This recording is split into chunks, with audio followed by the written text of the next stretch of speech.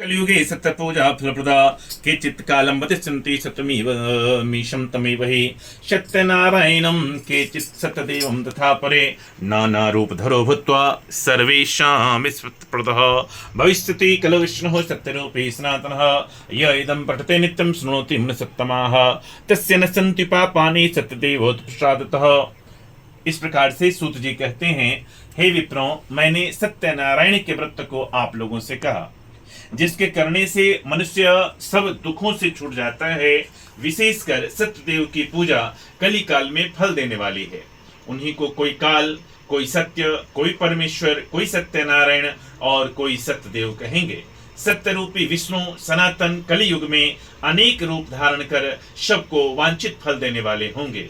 हे मुनिश्रेष्ठ, जो प्राणी इसको पढ़ता या सुनता है या इसके बताए रास्ते पर चलता है, उसके संपूर्ण पाप सत्यदेव के प्रसाद से नष्ट हो जाते हैं। इसमें कुछ भी संशय नहीं है, इसमें कुछ भी संशय नहीं है, इसमें कुछ भी संशय नहीं है। जो सत्य है वही नारायण है, जो नारायण है वही सत्य है।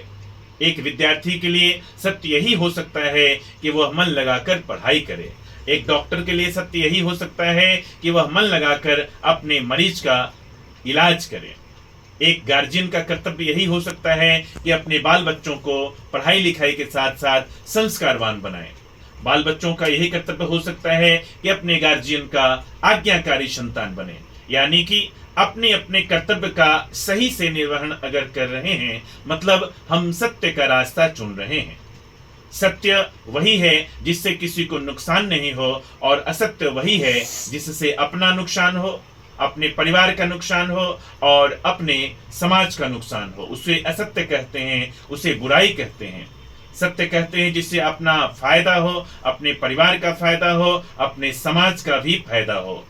इसे हम सत्य कहते हैं, यानी इसे हम अच्छाई कहते हैं। अच्छाई को बढ़ाना चाहिए और बुराई को धीरे धीरे घटाना चाहिए।